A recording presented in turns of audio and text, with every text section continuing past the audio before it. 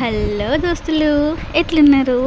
మా ఊరు ముచ్చట్లతో మళ్ళా వచ్చేసిన. అరే గి పిల్ల గిట్లా మాట్లాడుతుంది అనుకుంటున్నా ఏంది?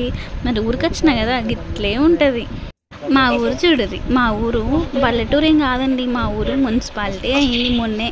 చూడండి, కొత్తగా మిల్లెట్ హౌస్ అండ్ కాఫీ అనేది పెట్టిందనమాట. చాలా ఫేమస్ అయిపోయింది. అసలు ఎంత అంటే అంత ఫేమస్ అయింది, చాలామంది ఇక్కడికి వస్తున్నారు. ఇంకా నేను మా ఊర్లో అంగడి చూపిద్దాం అనుకుంటున్నా. రోజు అంగడి ఉంటుందండి. ఇంకా శనివారం అయితే ఫుల్ అంగడి ఉంటుంది. అంటే పక్క ఊర్లో వాళ్ళందరూ వచ్చి మా ఊర్లో పంచగా అన్ని కూరగాయలు అమ్ముతారు అనమాట. కూరగాయలే కాదండి, ఈ బట్టలు, కూరగాయలు, పాత బట్టలు, కొత్త బట్టలు అన్నీ అమ్ముతారు. చూడండి, ఈరోజు అయితే సండే అండి, ఏమో అందరూ కూరగాయలు అమ్ముతున్నారు. ఈ మార్కెట్ మొత్తం చెరుకట్ట పైనే అవుతుంది అనమాట. చూడండి, ఇదంతా మాకు చెరువు అనమాట. ఒకవేళ చెరువులో బాగా నీళ్ళు వస్తే అక్కడి వరకు చెరువు నిండిపోతుందండి. ఇంకా చూడండి, ఇక్కడ మొన్న కేసీఆర్ గెలిచిన తర్వాత ఇవన్నీ వ్యవసాయ వాళ్ళకి కట్టించిండనమాట. అన్నీ ఇక్కడ కూరగాయలు అమ్ముతారనమాట. ఇవి డైలీ ఉండే మార్కెటే అండి. అసలు వాళ్ళకి లాభమైన నష్టమైన ఎండైనా వానైనా వాళ్ళందరూ ఇక్కడే కూర్చొని కూరగాయలు అమ్ముతారనమాట. ఇంకా చూస్తున్నారా బిల్డింగ్స్, అవన్నీ మహంకాళమ్మ ఏరియా అంటారు. అంటే కొత్తగా మహంకాళమ్మ టెంపుల్ కట్టినారండి. సో అక్కడ మొత్తం మహంకాళమ్మ టెంపుల్ ఏరియా అని అంటారు. అక్కడ కనిపిస్తుందా మీకు? చూసేయండి, అక్కడే మహంకాళమ్మ టెంపుల్. ఇంకా కొంచెం ముందుకు వస్తే ఇక్కడ మనకి గంగమ్మ టెంపుల్ ఉంటుంది. ఊర్లో చెరువు దగ్గర గంగమ్మ తల్లి ఉంటుంది కదండి, కూడా గంగమ్మ తల్లి ఉంది. ఇంకా సాయంత్రం కాగానే మంచి మంచి పాటలు పెడతారు. చూసేయండి.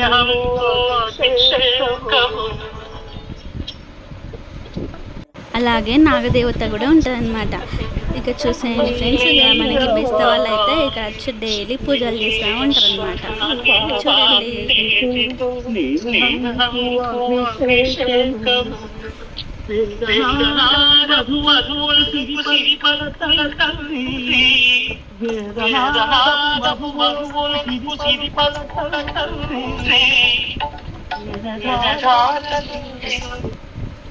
చూడండి ఫ్రెండ్స్, ఇక్కడ ఇంకొంచెం ముందుకు వస్తే మళ్ళీ మనం చెరుకట్ట దగ్గరికి వచ్చేసాం. ఒకవేళ వర్షాకాలం అయితే చెరువు మొత్తం నిండిపోతుందండి, అన్నీ వాటరే ఉంటాయి.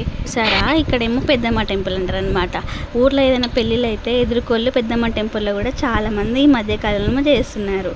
చూడండి ఫ్రెండ్స్, మా పెళ్ళప్పుడు కూడా మా ఎదుర్కోళ్ళు ఇదే టెంపుల్లో అయినాయండి. మా ఆయన ఇక్కడ వచ్చి కూర్చుంటే ఎదుర్కోలు అనేది చేశారనమాట. పైకి వాకింగ్ అని పోతే వీళ్ళు అలసిపోతే కూర్చోడానికి ఇలాంటివి కూడా మనకి ఇక్కడ అరేంజ్ చేశారనమాట. ఇంకా మొన్న రామలింగారెడ్డి ఉంటుండే అండి మాకు ఎమ్మెల్యే. ముందు అయితే మంచి ఎక్సర్సైజ్ కూడా అవన్నీ పెట్టించాడు.